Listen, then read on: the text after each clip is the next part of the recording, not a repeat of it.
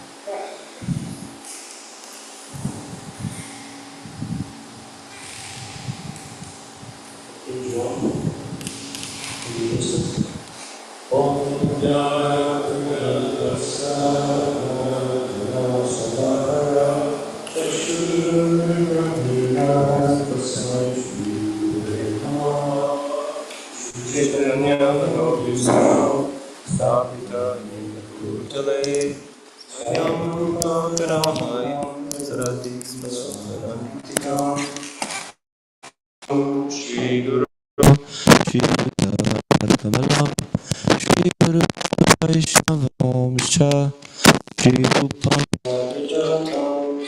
Gunatanvitam Tam Sajivam Tadaitam Savadutam Saitam Krishna Chaitanya Shri Radha Krishna Padam Sahagana Lalita Shri Vishakhanvitamscha He Krishna Karuna Sindhu Dinabandhu Jagatpate Gopesha Gopika Kanta Radha Kanta Namostute Takanchana Gaurangi Radhe Vrindavaneshwari Vrishabhanu Sute Devi Pranamami Hari Priye Vancha Kalpatarubhyascha Kripa Sindhubhyevacha Patitanam Bhavanebhyo Vaishnavebhyo Namo Namaha Shri Krishna Chaitanya Prabhu Nityananda Shri Advaita Gadadhar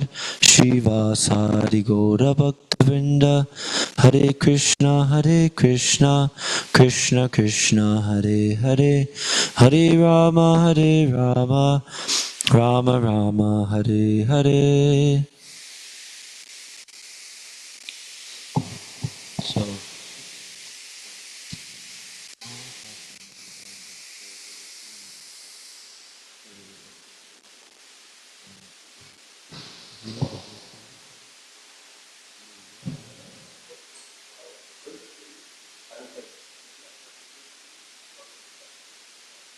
great.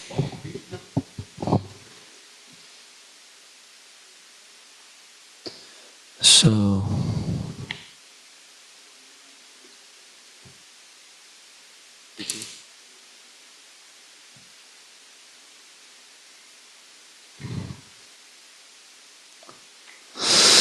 okay. So here we have chapter 13, text 8 through 12 to start, and we'll go to text 18. And Amanvitam adambhitvam ahimsa kshantirarjavam acharyopasanam shocham stharyam atma vinigraha. Little higher. Indriyarteshu vairagyam anahankara evacha janma mritu jara vyadi dukkha doshanudarshanam asaktir anabhishvanga putradhara grihadishu nityam cha samachitatvam itashtintirtop Tishu mahi chananya yogena bhaktir avyabhicharini vivikta desha sevitam arartir janasam sadi adhyatma jnana nityatvam tattva jnanartam darshanam etaj jnanam iti proktam ajnanam yo atonyata. Translation: humility, pridelessness, non-violence, tolerance, simplicity, approaching a bona fide spiritual master, friendliness, steadiness, and self-control, renunciation of the objects of sense gratification, absence of false ego, the perception of the evil of birth, death, old age, and disease, non-attachment to children, wife, home, and the rest, even-mindedness amid pleasant and unpleasant events, constant and unalloyed devotion to Thee, resorting to solitary places, detachment from the general mass of people, accepting the importance of self-realization, search for the absolute truth. All these I thus declare to be knowledge, and what is contrary to these is ignorance.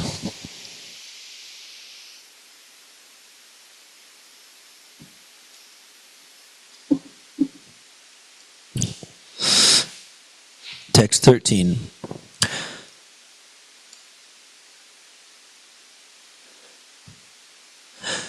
Gyeyang yatat pravakshyami yajgyatva mrittamashnute anaditmat param brahma na sattanasad uchyate. Translation. I shall now explain the knowable, knowing which you will taste the eternal. This is beginningless, and it is subordinate to me. It is called Brahman, the spirit, and it lies beyond the cause and effect of this material world. Text 14. Sarvata panipadang tat sarvatokshi shiromukam sarvata shrutimam loke sarvam avrittatishtati. Translation. Everywhere are his hands and legs, his eyes and faces, and he hears everything. In this way, the Supersoul exists. Text 15. Sarvendriya gunabhashang sarvendriya vivarjitam asaktam sarvabhrichchaiva nirgunam gunabhogritra. Translation. The Supersoul is the original source of all senses, yet he is without senses. He is unattached, although he is the maintainer of all living beings. He transcends the modes of nature, and at the same time, he is the master of all modes of material nature. Text 16. Bahir anantascha bhutanam acharang charam evacha sukshmatva tad vigyayam avigayam durastang chantike chatat. Translation. The Supreme Truth exists both internally and externally, in the moving and non-moving. He is beyond the power of the material senses to see or to know. Although far, far away, he is also near to all. Text 17. Avibhaktang cha bhuteshu avibhaktam iva chastitam bhuta bhartrit chatajgeyang grasishnu prabhu vishnu cha. Translation. Although the Supersoul appears to be divided, he is never divided.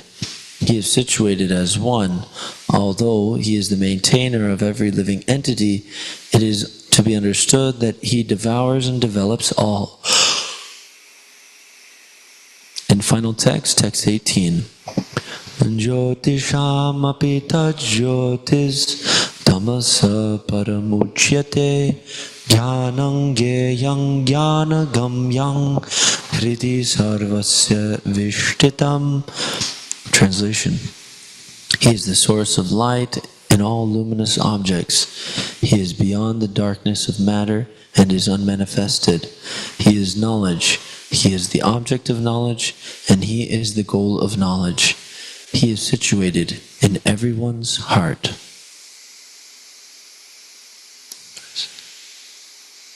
Wow. So we'll return to chapter 13, text 8. We'll read the translation. Would anybody like to read? Does anybody feel like doing? Yes, Prabhu. If you can grab one mic. Maybe somebody can grab you one.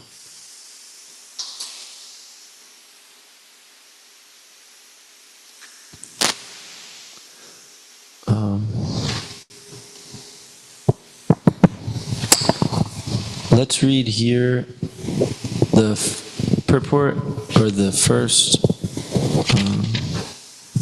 or the translation and the one paragraph of the purport, and then we can pass. Let's see if we can read this whole thing.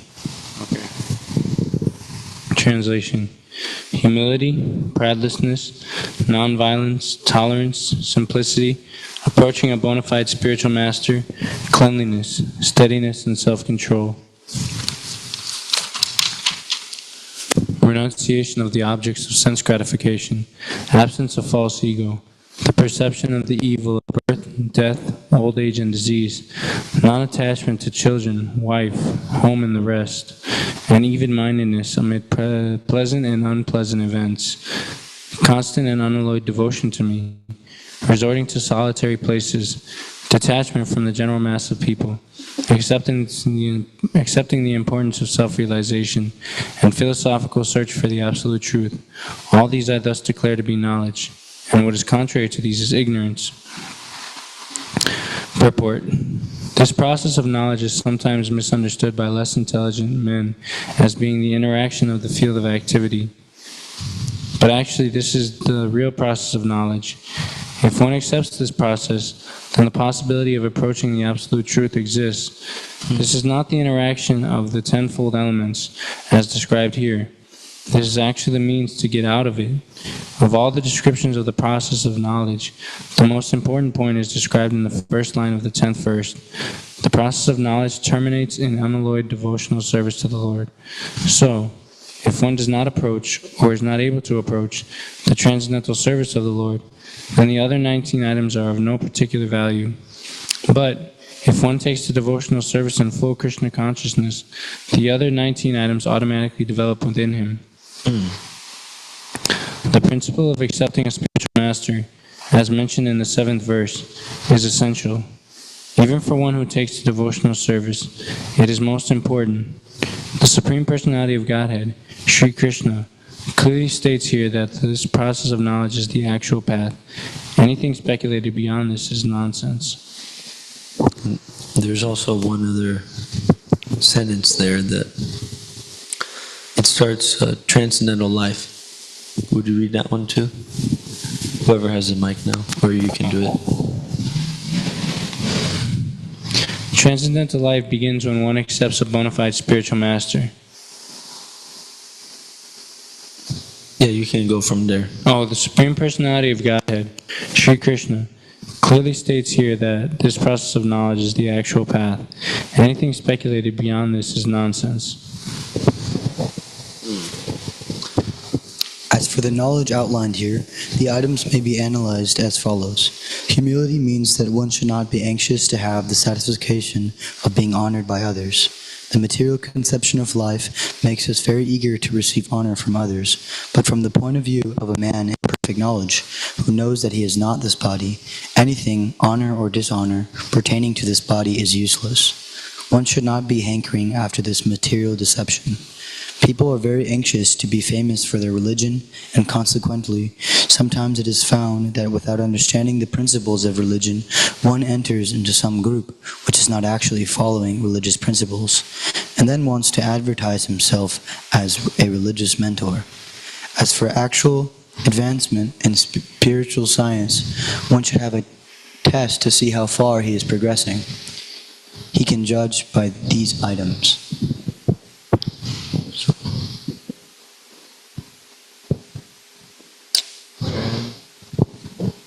Okay. What is this? So all these qualities in a person, is that how we test ourselves, or is it just humility? Yeah, as far as I understand here, Prabhupada is saying that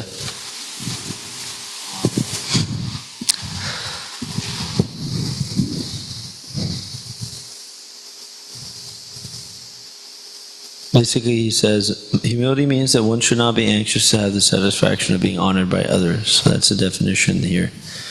And then it says here, but from the point of view of a man in perfect knowledge, he knows that he is not this who knows that he is not this body. Anything, honor or dishonor pertaining to this body is useless. So that's one of them that he's saying. As far as I understand, these other qualities are developed in somebody who is reaching, automatically developed in somebody who takes, Prabhupada says in the first paragraph, but if one takes to devotional service in full Krishna consciousness, the other 19 items automatically develop within him. So, since that's our main purpose, or that's our main objective, is to take to devotional service in full Krishna consciousness, then all these things are symptomatic of that. So humility and the ones we're going to read now.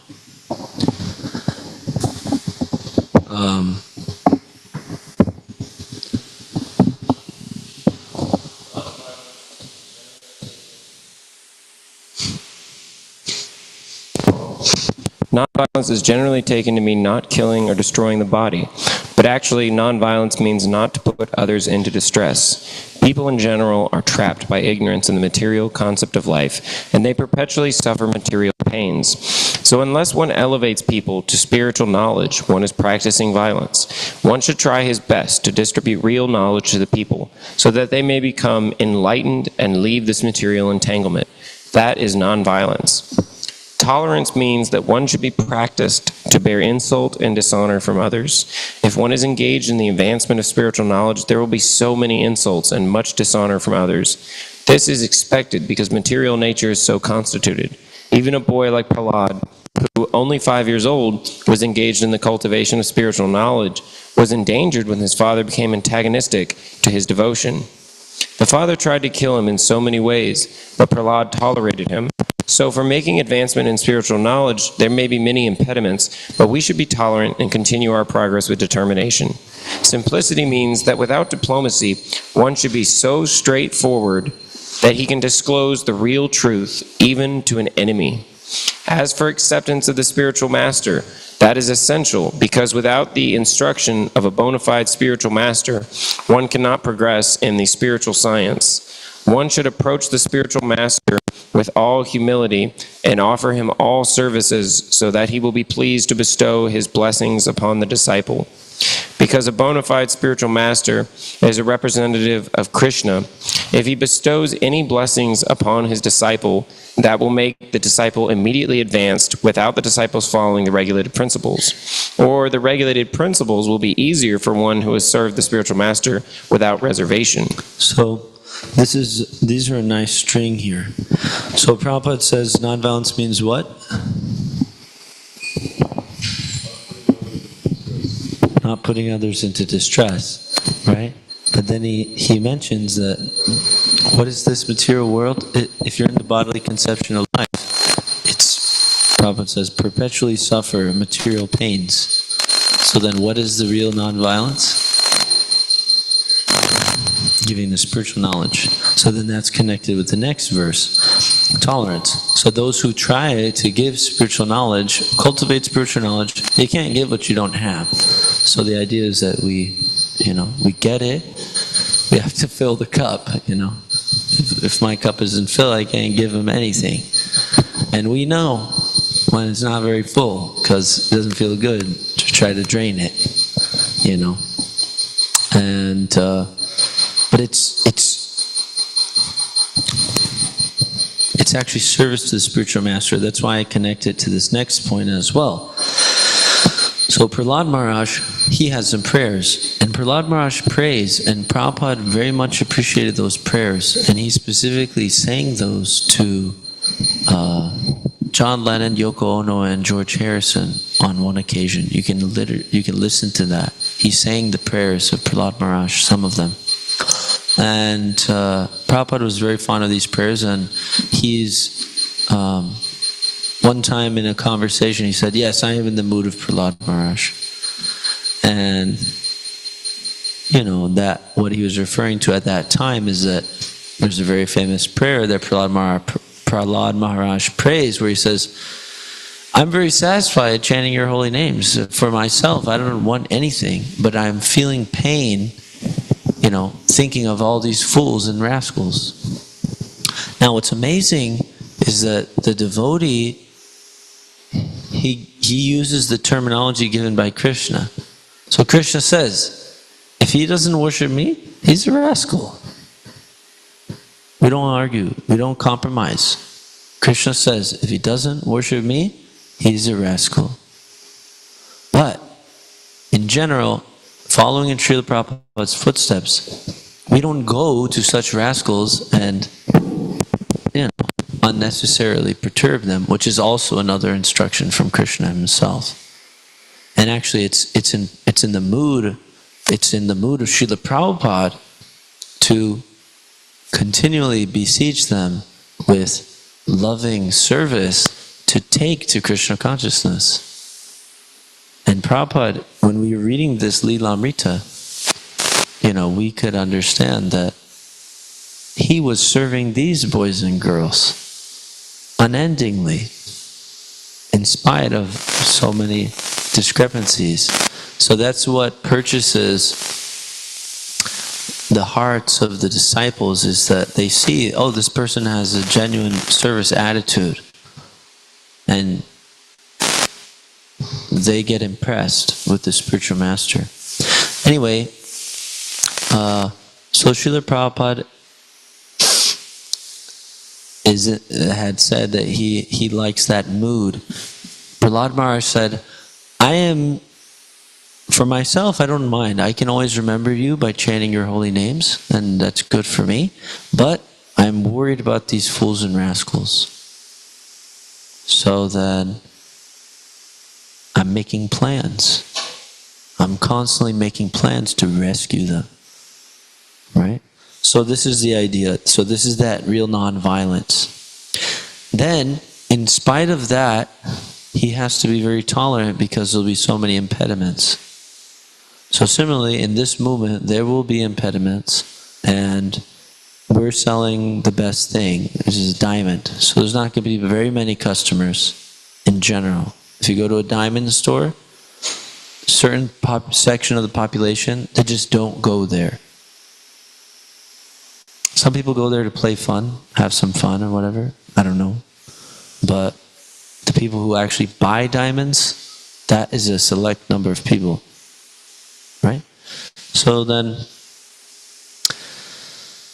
there's many people that will, it's stated by Prabhupada in a purport about the six Goswamis that there is many people that are like hogs and dogs that will come up and rear their head against this movement and try to stop this missionary movement. And the six Goswamis can be taken shelter of in order to,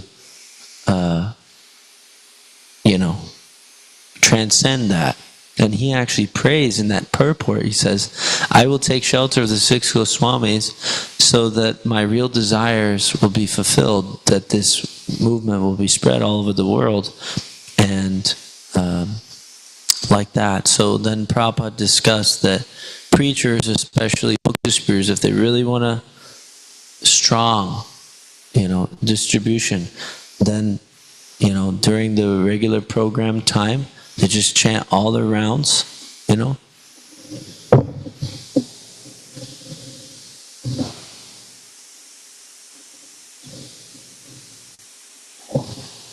And then they also do some prayers to the six Goswamis.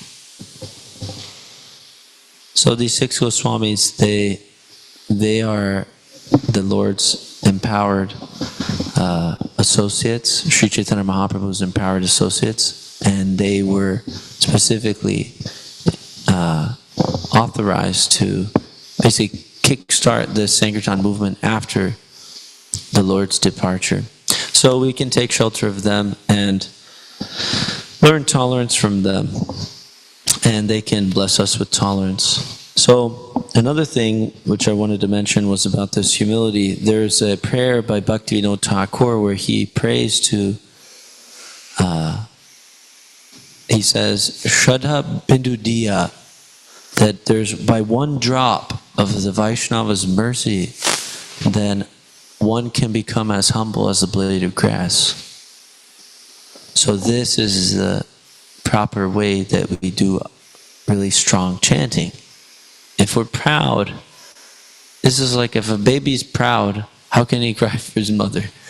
It's just like, baby isn't proud though. He's helpless. And he has no shame. Right? He has no shame. That's another prayer by Rupa Goswami where he actually discusses, it's quoted in the Nectar Devotion, maybe it's not Rupa Goswami, but he says, I come before you and I commit my sins, and actually I'm so fallen, I don't even feel any shame. You know? So he kind of chastises himself because he doesn't feel bad about it, but he knows that he's done wrong. Anyway, so we need a little drop of mercy from the spiritual master. So that was this point at the end here, simplicity, right? So the idea is that the spiritual master is giving instructions, and by those instructions he catches the disciple, right? So say Srila Prabhupada, he's giving instructions, chant and be happy. As soon as you start chanting, you are getting his mercy, and he captures you for Krishna. He captures you for Krishna. So then by pleasing that person, one becomes qualified. He words it in two ways. The first one is, he becomes immediately advanced without following the regulative principles.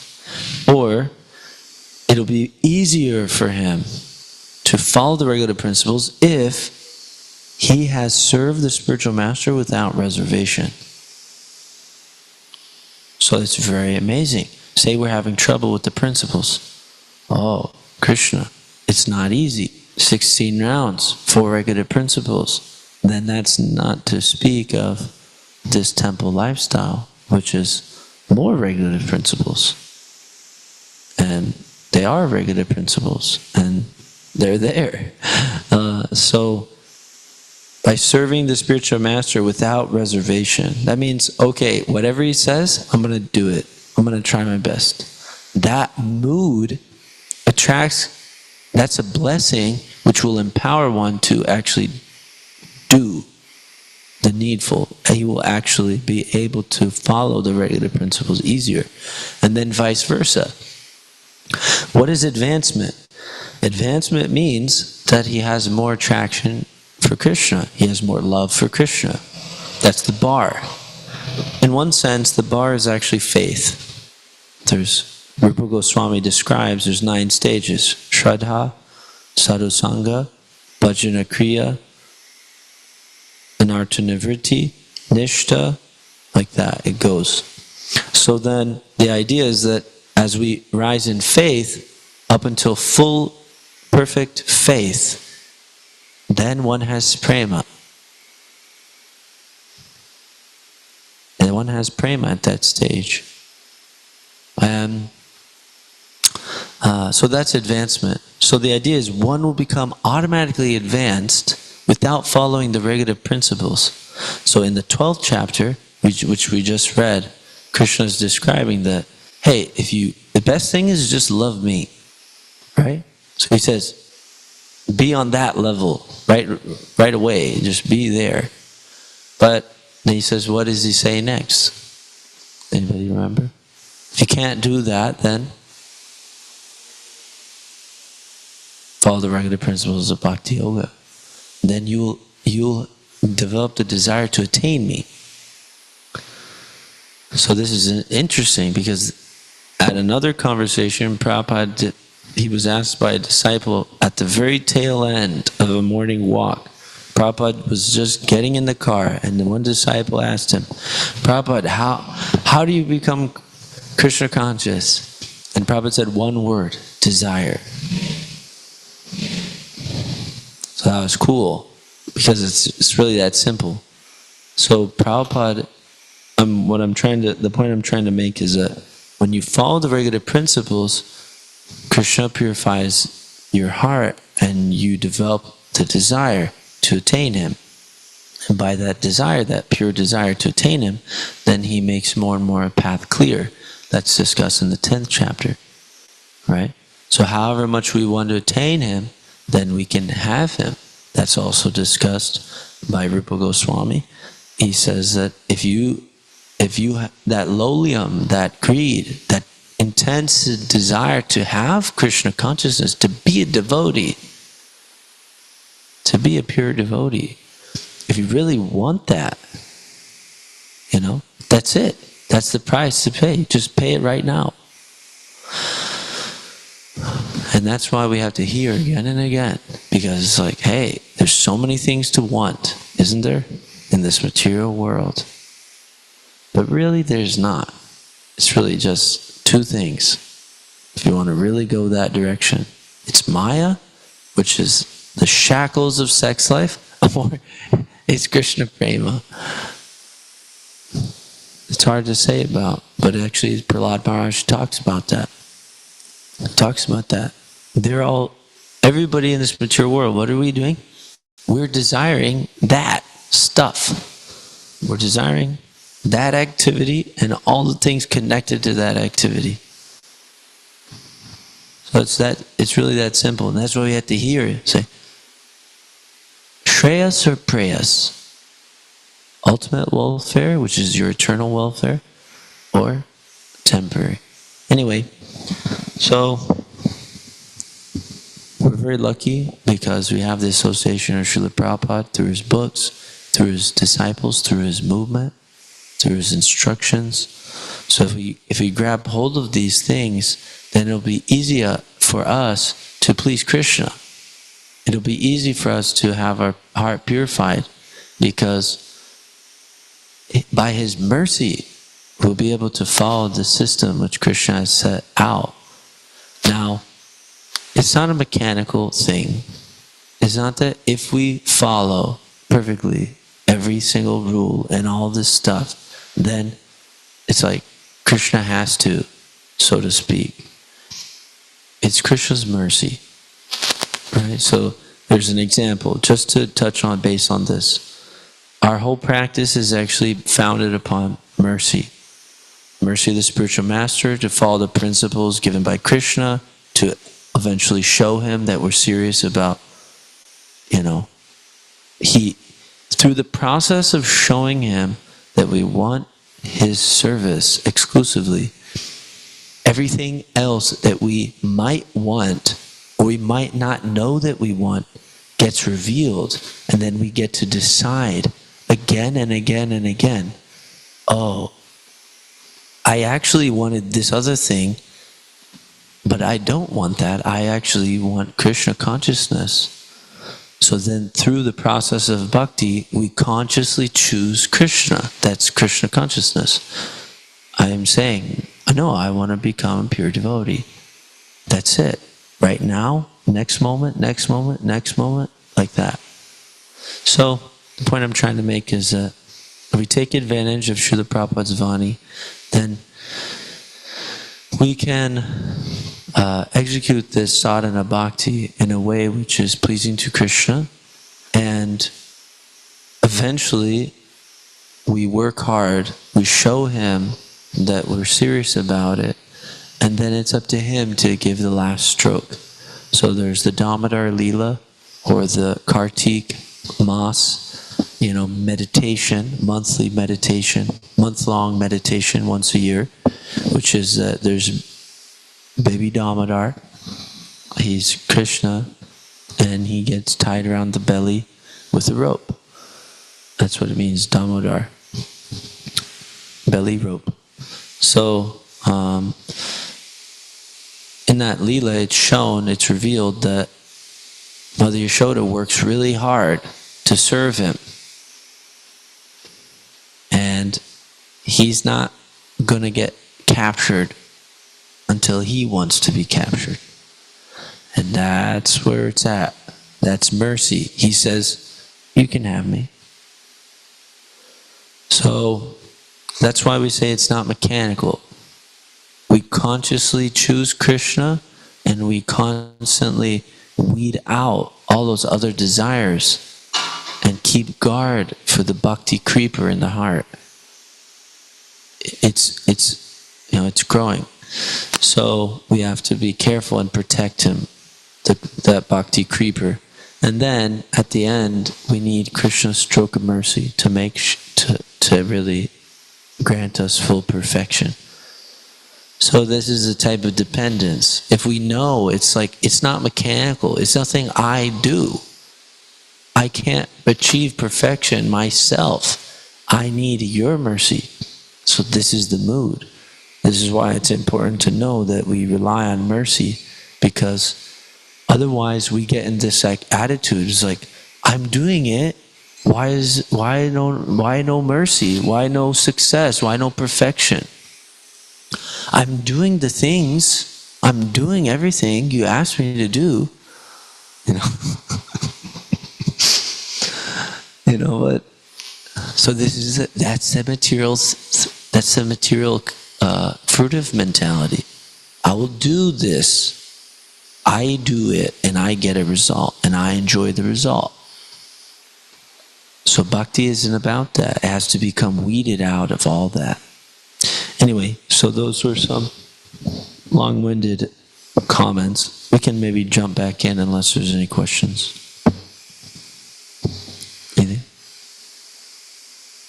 Okay, so we can do, let's do 2 paragraphs apiece, okay? Anybody who wants to read can read, otherwise you can just pass it. And if anyone has a question on one thing, or you want to share something, please raise your hand. Yes, Dr. Brian. I have a question, but I'm not sure that it may be in the purport, but I'm not sure that we'll get to it with the allotted time.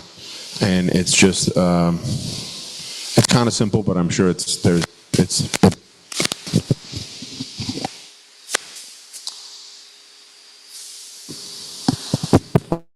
Okay. Yeah, so it may be simple, but there's probably a lot to it.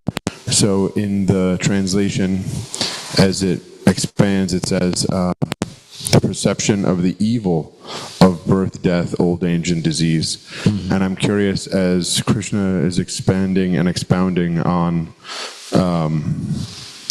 even-temperedness and being situated in, I guess even just synonyms for even-tempered.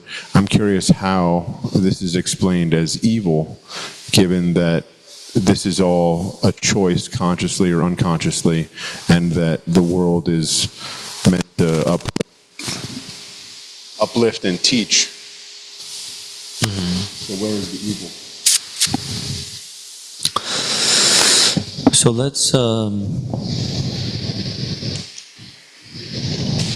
let's find that one. Let's find that one. Let's read that part of the purport. You can read it. Oh yeah, you can fix that thing. Let's find it here.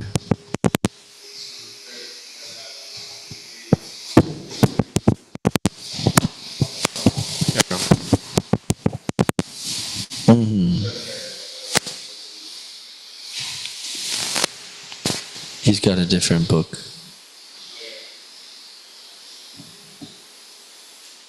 It starts with one should try to understand. Okay, John. Okay. One should try to understand the distress of accepting birth, death, old age, and disease. There are descriptions in various Vedic literatures of birth. In the Srimad Bhagavatam, the world of the unborn, the child's stay in the womb of the mother, its suffering, etc., are all very graphically described. It should be thoroughly understood that birth is distressful. Because we forget how much distress we have suffered within the womb of the mother, we do not make any solution to the repetition of birth and death. Similarly, at the time of death, there are all kinds of sufferings, and they are also mentioned in the authoritative scriptures. These should be discussed. And as far as disease and old age are concerned, everyone gets practical experience. No one wants to be diseased, and no one wants to become old, but there is no avoiding these. Unless we have a pessimistic view of life, unless we have a pessimistic view of this material life, considering the distresses of birth, death, old age, and disease, there is no impetus for our making advancement in spiritual life. Yeah, so as opposed, you kind of juxtapose this with even-mindedness amidst pleasant and unpleasant things. What's amazing is that the even-mindedness of the pure devotee is that he sees the purpose of all this. And he ultimately realizes that Krishna's service is the only treasure, and that the kingdom of God is the real home. But simultaneously, he's aware of the distressful condition, and we can see the word is a very famous phrase. It's used a lot in preaching. Janma mrityu jara vyadi dukkha doshanudarshanam. So this is an interesting phrase that Krishna uses. We can go into the word for word and kind of see it a little bit. So we see janma, that means birth. Mrityu means death, right? Jara, old age. Vyadi, disease. Dukkha, dosha, and anudarshanam, observing. So this darshan, right, observing, anudarshanam, right, so dosha, fault. We also hear that in other parts, just like in the prayers of Bhaktivinoda Thakur, he prays to the Vaishnava so that he can become free from the 6 faults, which are described in the Nectar of Instruction. They're called doshas. There's also this material world is also described as an ocean of faults. Anyway, so the way that it's literally here is suffering, right? Observing the faults, these faults which cause suffering, which are suffering. So now when we say faults, it's, Prabhupada made it a little strong, and he used the word evil there, which it'd be a nice study to see how many times he uses that word and how he uses it. But it's like, he also uses it about lust. We hear that one. That one's a really famous use, right? That, how does it go? He says it's the most sinful enemy of this world. That he didn't say evil there. Maybe he didn't use that. Evil-minded son of Dhritarashtra. In the Garga Samhita, it's there. Let's hear it. I don't know the Sanskrit, but I was just reading a volume of Garga Samhita, and that lust is the greatest enemy of this world. That it will consume all. And I remember in Bhagavatam especially that it's likened to a fire that will consume everything, and that it doesn't take much to stoke it, and it'll burn everything out, and then it just claims, it eats you up from the inside. So, so this lust causes us, right, to go again and again in the cycle of birth, death, old age, and disease. And if you want to get really technical about it, that just being here in this material world is giving Krishna pain. And actually it's discussed in the Chaitanya Charitamrita that he feels pain because we're not serving him. And we're suffering. He knows, hey, just like the arm knows, hey, I'm going to put the food right in the belly, then I'll be strong. So he knows he's the source of everything. He knows, hey, my servants, they won't be happy when they're in that material world. And so perpetuating our existence in the material world is a type of a giving anxiety to Krishna. And specifically, that purport in the Chaitanya Charitamrita deals with Lord Chaitanya's anxiety. He's feeling pangs of anxiety for all the conditioned souls, just like Prahlad Maharaj. And we hear in the Chaitanya Charitamrita that Lord Chaitanya really liked to hear about Prahlad Maharaj. there was one devotee, Krishna can tell us, who would recite that Prahlad Maharaj Leela from the Bhagavatam, and also, what's his name? Dhruva, right? Dhruva. So then he would say, more, okay, again, let's hear it again. Anyway, so Lord Chaitanya had that same anxiety. He felt so much anxiety for the conditioned souls. He was called for by Haridas Thakur and Namacharya Haridas Thakur and Advaita Acharya. He was prayed for that he should descend himself personally to give his mercy. And he came, and he had a lot of anxiety for the fallen souls like us. Anyway, yeah. I'm sorry. I'm not trying to represent a position that's not, because for myself, I feel that for the Vaishnavas, and speaking of Prabhupada, and speaking of the devotees, that is it not a mercy? Because I think that all of these can be interpreted as a mercy to the lost, fallen, conditioned souls. Because as we've established that if we accept and internalize and realize that we are not the body, that we are spirit soul, that this is just, that there's an in and there's an out, and that through every step it is, if we put Krishna in the middle, if we live for and through Krishna to serve the lost, fallen, conditioned souls who've fallen into Maya and nescience, is that not mercy? Like, isn't it? I mean, I'm not that passionate, but I mean, I just feel like, yeah, it must be. Well, when Krishna gets involved, death is different. That is described too, Prabhupada. So it is a mercy. And it is a mercy also for the conditioned souls. But doesn't mean it's not evil. Doesn't mean that it's not bad, you'd say. It doesn't mean that it's not distressful or it's not a fault of this material world. Just like the spiritual world doesn't have faults like death and disease. It's faultless in that way.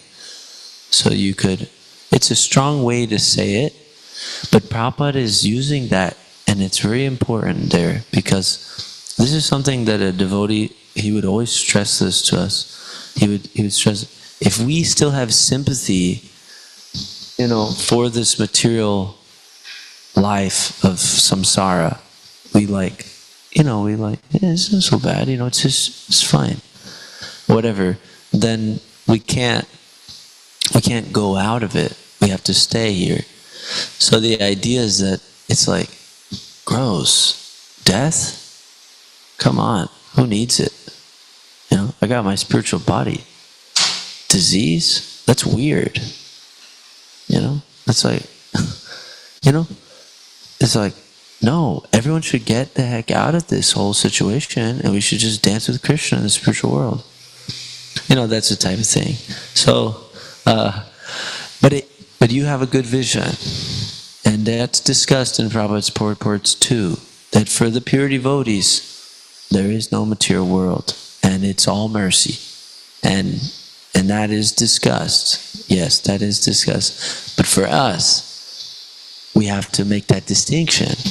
And we have to say, no, I don't like it here. I don't want anybody to suffer like this. And it is suffering because we are misidentifying with the body. So then it's very, very real. And it's very, very, it is distressful. So, nice points. Okay, Prabhus, thank you very much. Srimad Bhagavad Gita ki jai. Srila Prabhupada ki jai. All glories to the assembled devotees.